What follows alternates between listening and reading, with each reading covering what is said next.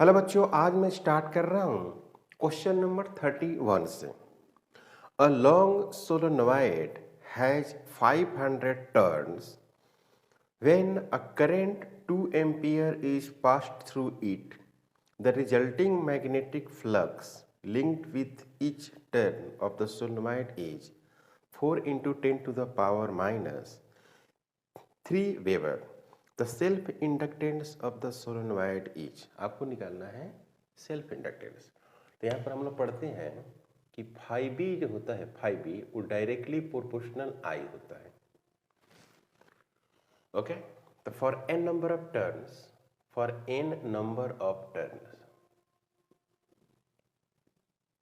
N number of turns की अगर हम बात करें तो आप लिखेंगे कैसे? एन नंबर ऑफ टर्न्स की अगर बात करेंगे तो लिखेंगे एन फाइव बी और डायरेक्टली प्रोपोर्शनल आई। तो N five B is equal to L I. तो L is equal to, L self inductance हो गया, तो एन फाइव बी हो गया और डिवाइडेड बटे आई हो गया। तो एन आपके सवाल में दिया हुआ है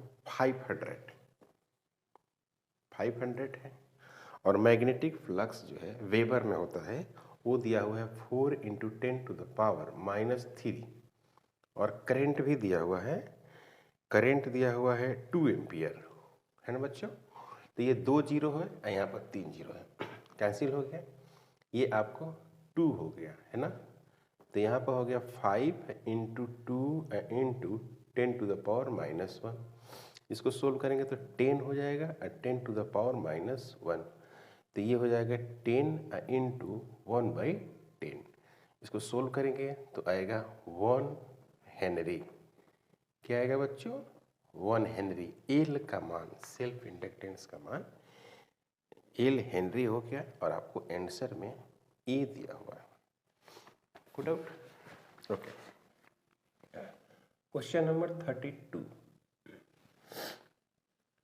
2 coils of self-inductance 2 millihenry and 8 millihenry are placed so close together that the effective flux in one coil is completely linked with the other. The mutual inductance between these coil is, okay, एक coil इधर है, ऐसे एक coil है, एक coil यहाँ पर है, इसका सेल्फ इंडक्टेंस L2 है और इसका सेल्फ इंडक्टेंस L1 है। अब क्या कह रहा है कि इसको ऐसे सेटअप किया गया है कि एक दूसरे से म्यूचुअल इंडक्टेंस क्रिएट कर रहे हैं ना, है ना बच्चों।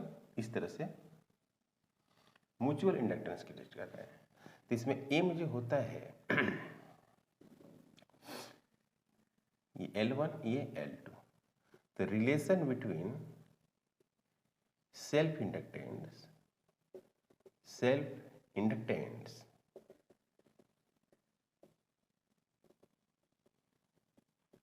Mutual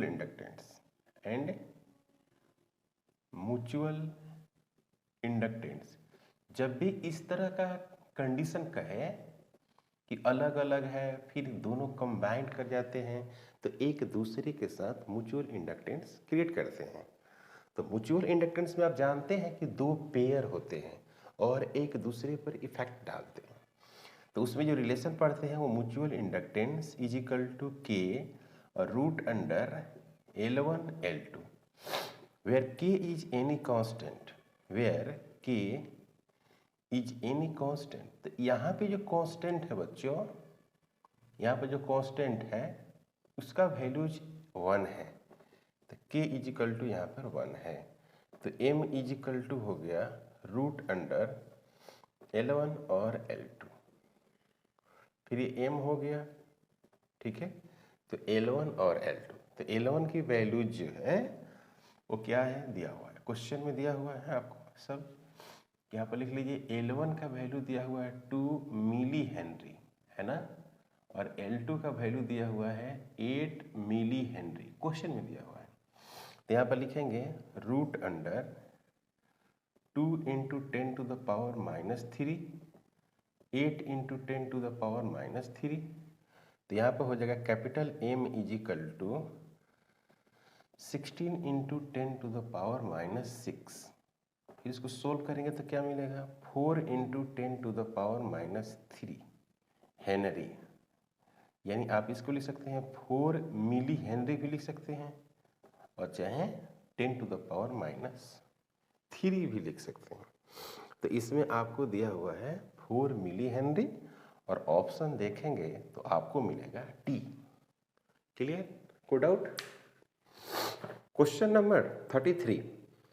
for a coil having L equal to 2 millihenry, current flowing through it is I is equal to T square e⁻⁻t, then the time at which EMF becomes 0। मतलब कि time पूछ रहा है जहाँ पर EMF क्या हो जाएगा, 0 हो जाएगा। ओके, तो L इक्वल टू दिया हुआ है 2 मिली हेनरी दिया हुआ है। ओके, और I इक्वल टू दिया हुआ है T स्क्वायर e⁻⁻t। तो आपको बताना है कि EMF 0 कहाँ पर होगा, मतलब कौन सा टाइम होगा जहाँ पर EMF 0 होगा। तो EMF बराबर होता है -L और di/dt, ये होता है। अब इस EMF को 0 करना है तो क्या लिखेंगे, -L और di/dt, इसको 0 कर देंगे तो di/dt इज इक्वल टू 0 हो गया। I का वैल्यू ये है d/dt और t का स्क्वायर e⁻⁻t।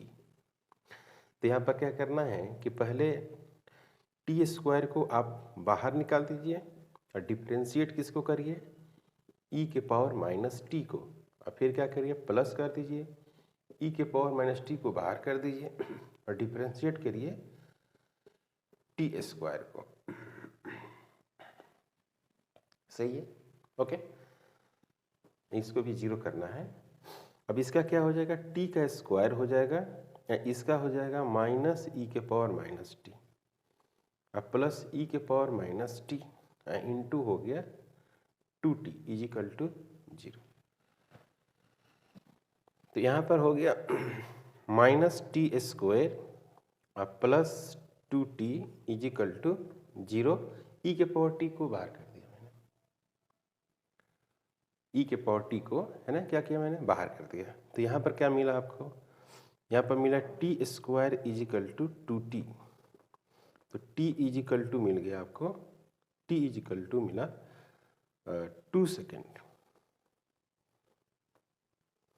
t का वैल्यूज मिल गया आपको 2 second.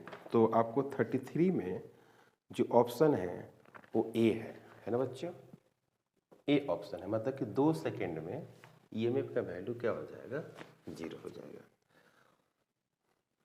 34।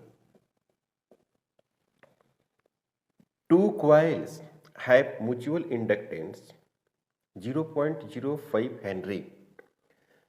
The current changes in the first coil according to the equation I equal to I0 sin omega t, where I0 10 ampere and omega 100 pi radian per second.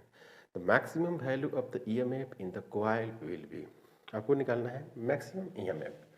तो EMF physical to होता है -m होता है और di/dt होती है। तो I का जो वैल्यू दिया हुआ है वो है आपको I0 और साइन ओमेगा। तो EMF फिजिकल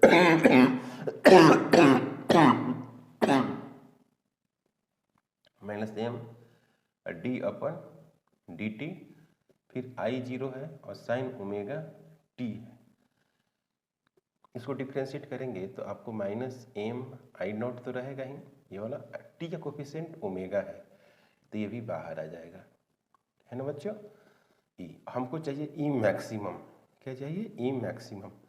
तो m I0 ओमेगा होगा, इसकी वैल्यूज कितनी हो जाएगी, 1 मैक्सिमम में। ओके, तो सभी वैल्यूज को पुट करेंगे।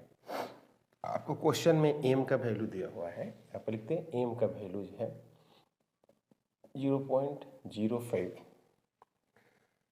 m का वैल्यू है 0.05 हेनरी। हेनरी है और I0 का वैल्यू जो है वो है आपको 10 एम्पियर, 10 एम्पियर। और ओमेगा का जो वैल्यूज है वो क्या है 100 पाई रेडियन पर सेकेंड, 100 पाई रेडियन पर सेकेंड। तो यहाँ पर हो गया 0.005 और आई नॉट का वैल्यू हुआ 10, फिर क्या हुआ 100 हुआ, फिर हुआ पाई। ओके, तो 1 और 3 जीरो, 1 2 3, तो ये हो गया 5 पाई वोल्ट। यही हो गया आंसर। तो 5 पाई वोल्ट अगर देखें तो ऑप्शन क्या होगा, बी होगा। Question number 35, if capital N is the number of turns in a coil, the value of self inductance varies। तो यहाँ पर क्या होता है, self inductance for solenoid. Solenoid का लो हम लोग सेल्फ इंडक्टेंस जब लिखते थे तो ऐसे लिखते थे, याद होगा आपको सोलेनॉइड का, L is equal to mu zero N square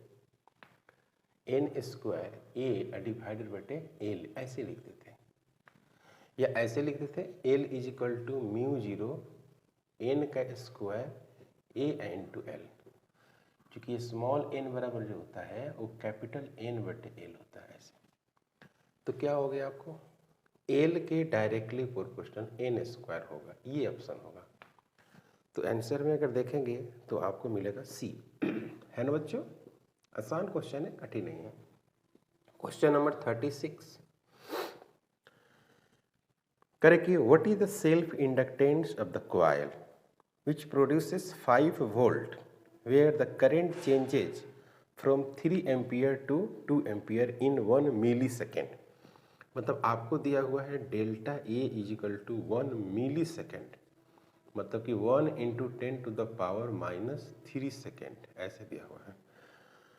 okay और आपको डेल्टा आई करंट भी चेंज कर रहा है, करंट चेंज कर रहा है 3 एम्पियर, मतलब कि 3 एम्पियर से 2 एम्पियर हो गया, 1 एम्पियर हो गया, है कि नहीं, ऐसे हो गया। और क्या दिया हुआ है, ईएमएफ आपको दिया हुआ है, ईएमएफ है आपका वैल्यूज वो है 5 वोल्ट। तो आपको सेल्फ इंडक्टेंस निकालना है। तो आपको मालूम है कि E इज इक्वल टू होता है -L और delta I upon delta T. तो L निगेटिव नहीं होता है तो आप इसको क्या कर देंगे, मॉड कर देंगे। फिर लिखेंगे कि L is equal to E divided बटे डेल्टा आई डिवाइडेड बटे डेल्टा टी। तो L इज इक्वल टू हो गया 5 और डेल्टा आई का जो वैल्यूज हो गया वो हो गया 1, इसकी जो वैल्यूज हो गई 10 टू द पावर -3। तो ये हो जाएगा आपको L 5 into 10 to the power -3 henry, यानी L इज इक्वल टू आप लिख सकते हैं 5 मिली हेनरी, और यही हो गया आंसर। Good out. तो 5 मिली हेनरी आंसर होगा, बी इसका आप आंसर कर सकते हैं। ओके, यहाँ पर होगा 37 हो गया। If the number of turns per unit length of a coil of solenoid is double, the self inductance of the solenoid is। देखिए पहली बात कि आपको L इज इक्वल टू जो होता है वो म्यू जीरो एन स्क्वायर ए बटे एल होता है।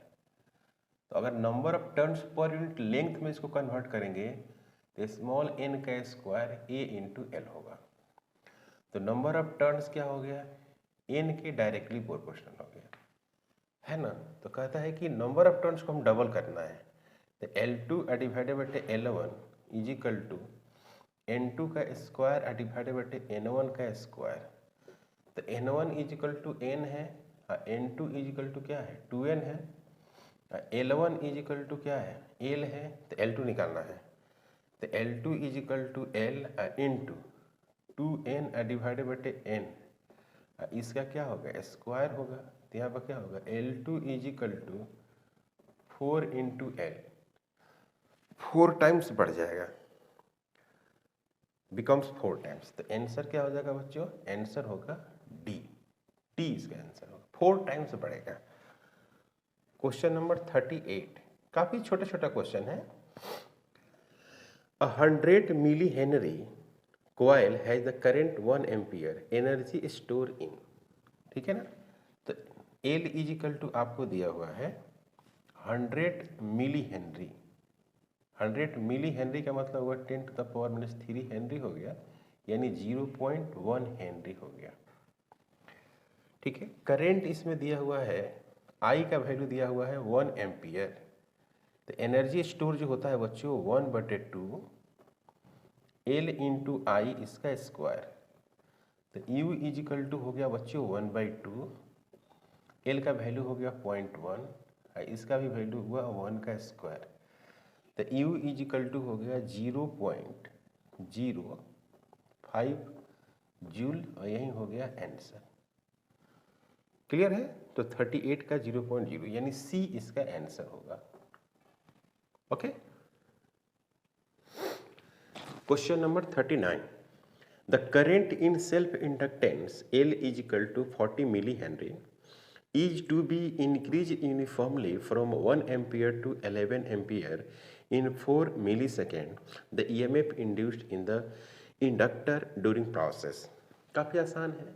L इज इक्वल टू दिया हुआ है 40 मिली हेनरी, मतलब कि 40 into 10 to the power -3 henry ऐसे दिया हुआ है। ओके। और करंट जो है इंक्रीज करता है कि डेल्टा जो आई है वो 11 एम्पियर से 1 एम्पियर की तरफ इंक्रीज किया, मतलब कि 10 एम्पियर हो गया। डेल्टा जो इसका टी है वो भी दिया हुआ है, ये है आपको 4 मिली सेकेंड, मतलब कि 4 into 10 to the power -3 second, ये दिया हुआ है। The EMF induced in the inductor during the process. तो EMF की ओर हम बात करेंगे तो EMF बराबर -L delta I upon delta I upon delta T EMF। तो यहाँ पर क्या होगा, EMF is equal to modulus और L, मतलब कि 40 into 10 to the power -3 into delta I 10 divided बटे 4 इंटू 10 टू द पावर -3, इस तरह से होगा। तो ये और ये कैंसिल हो जाएगा, फिर ये और ये कैंसिल हो जाएगा, तो ये बच गया 100। तो EMF फिजिकल टू आ गया 100 वोल्ट, और यही होगा आंसर। ओके। फिर हो गया क्या, 40 हो गया। क्वेश्चन नंबर 40 कह रहे कि एन इंडक्टर में स्टोर एनर्जी। कह रहे कि इंडक्टर जो है वो कौन सा एनर्जी स्टोर करता है। तो इंडक्टर जो है, इंडक्टर स्टोर मैग्नेटिक एनर्जी।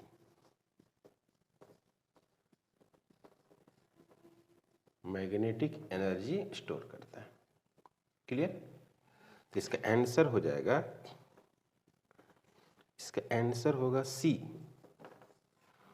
और इसका आंसर होगा ए, है ना बच्चों।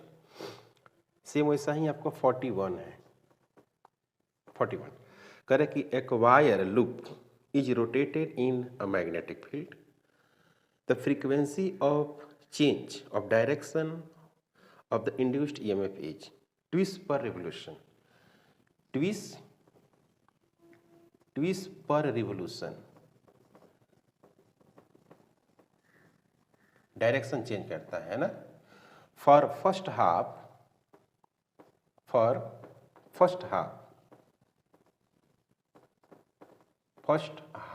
Revolution, for first half revolution is in positive direction and negative half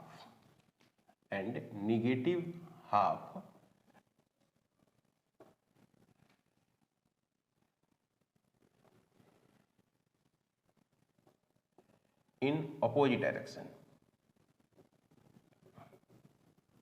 मतलब T/2 तक एक डायरेक्शन में चलेगा। जैसे एक रिवोल्यूशन की अगर बात किया जाए तो इधर ईएमएफ, इधर क्या लेते हैं टाइम, तो ये चला पॉजिटिव हाफ चला, अब फिर क्या करेगा निगेटिव हाफ। तो 2 बार डायरेक्शन को चेंज किया, एक बार पॉजिटिव में गया, एक बार निगेटिव में गया। ये टाइम पीरियड टी हो गया, ये t/2 हो गया, ये 0 हो गया। तो 0 से t/2 पर पॉजिटिव एक तरफ डायरेक्शन है, और t/2 से t में एक डायरेक्शन है। तो 2 बार चेंज किया, एक बार पॉजिटिव एक बार निगेटिव, 2 बार डायरेक्शन चेंज करेगा। सपोज दैट कि मान कि इसमें यहाँ पर है, ठीक है, तो इधर डायरेक्शन हो गया इसका, तो निगेटिव में उसका हुआ, फिर अगली बार कहाँ होगा, इधर होगा। तो 2 बार डायरेक्शन चेंज किया, ये हो गया ना। क्वेश्चन नंबर 42, क्वेश्चन नंबर 42 में है कि इन a reason of magnetic field, आपको दिया हुआ है 10⁻⁻² Tesla, a circular coil of the radius दिया हुआ है 30 सेंटीमीटर एंड रेजिस्टेंस भी दिया हुआ है π² ohm, is rotated about an axis which perpendicular to the direction of B and which forms a diameter of the coil. If the coil rotates 200 rpm, the amplitude of alternating current in the coil is. सबसे पहली बात ये है कि जो current जो होगा वो होगा क्या, ईएमएफ, बट आपको यहाँ पर इनोट करना रहता है। तो ये फार्मूला होता है क्या, एन बी ए ओमेगा, ऐसे डिवाइडेड बटे रेजिस्टेंस आर। सभी का वैल्यू दिया हुआ है, आपको पुट करना है। क्या क्या वैल्यू दिया हुआ है पहले देख लीजिए। यहाँ पर n बराबर तो 1 दे दिया, क्योंकि नंबर ऑफ टर्न्स है ही नहीं, तो n बराबर 1 हो गया। b का जो वैल्यूज है आपको दिया हुआ है b = 10⁻⁻² टेस्ला, और रेडियस दिया हुआ है स्मॉल r दिया हुआ है 30 सेंटीमीटर, तो इसका एरिया आप निकाल ही दीजिएगा πr²। रेजिस्टेंस का वैल्यू दिया हुआ π², इसको रखिए πr², ओके। उसके बाद दिया हुआ आपको ओमेगा दिया हुआ है, तो लेकिन ओमेगा कुछ ऐसा दिया हुआ है, ओमेगा = 200 rpm दिया हुआ है, rpm। इसका मतलब होता है कि 200 × 2π डिवाइडेड बटे 60, ये हो गया रेडियन पर सेकेंड में, ठीक है। रेजिस्टेंस दिया हुआ है, सभी का तो वैल्यू दे दिया, अब यहाँ पर पुट करना है। तो I = n बराबर हटाइए आप, तो 10⁻⁻², b का वैल्यू हो गया, एरिया हो गया आपको πr², तो r का वैल्यू है 30 सेंटीमीटर, तो 30 × 10⁻⁻², इसका स्क्वायर लिखना है, ओके। ओमेगा हो गया 200 × 2π डिवाइडेड बटे 60 डिवाइडेड बटे रेजिस्टेंस, तो रेजिस्टेंस का वैल्यू हो गया π², सही है। देखिए एक पाई है और एक पाई कैंसिल हो गया, पाई इंटू पाई, π² से कट गया, ओके। अब यहाँ पर क्या है,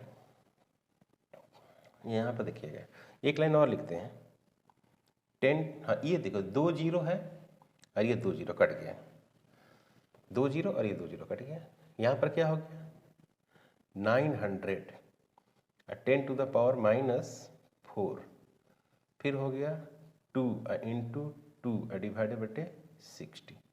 देखिए एक 0 से ये 0 कट गया है ना, ओके, यहाँ तक कोई डाउट। और ये देखिए ये हो गया 6, तो 15 × 6 90 हो गया, तो ये हो गया आपको 15 × 30 हो गया, फिर यहाँ पर 2 हो गया और 10⁻⁻⁴ हो गया, तो ये हो गया आपको 60 और 10⁻⁴, 6 × 10⁻³ एम्पियर। तो I = हो गया 6 मिली एम्पियर, और यही हो गया आंसर 6 मिली एम्पियर, और ये हो गया आपका आंसर। और ऑप्शन में आप देखेंगे तो आपको C मौजूद है, ओके। तो इलेक्ट्रोमैग्नेटिक इंडक्शन में अभी तक 42 क्वेश्चन था, और हमने ना 42 क्वेश्चन को सॉल्व कर दिया। इसमें कोई टॉपिक डिलीट किया हुआ नहीं है, तो आप टोटल का प्रैक्टिस करेंगे। तो सबसे पहले आप क्वेश्चन बैंक खरीदेंगे, क्वेश्चन बैंक खरीद कर क्वेश्चन को पढ़ेंगे और ट्राई करेंगे, और फिर आपको समझ में नहीं आए तो आप वीडियो को देखेंगे। चैनल पर नए होंगे तो सब्सक्राइब करेंगे, शेयर करेंगे। Thank you.